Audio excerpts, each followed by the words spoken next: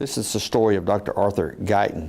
So Guyton Hall, hosts the School of Education, is actually named for Dr. Arthur Guyton's father, Dr. Billy Guyton, who was dean of our medical school in the 1930s and early 1940s when it was still a two-year school here on the Oxford campus.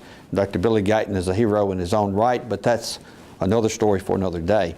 Dr. Arthur Guyton, his son, did his undergraduate years here at Ole Miss and then went to medical school at Harvard. Was a very, very bright and promising physician. Finished medical school at Harvard and was doing a residency in surgery when sadly contracted polio.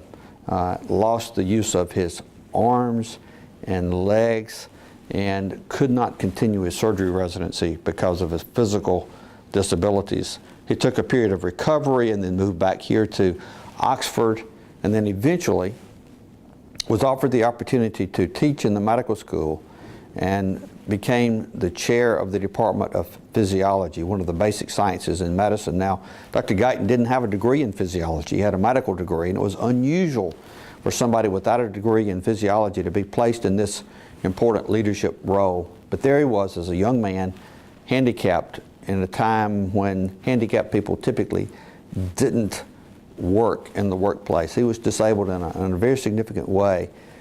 But he took on this responsibility of teaching physiology and leading the physiology department right here on our campus, down in what is now Guyton Hall, was housing the medical school then.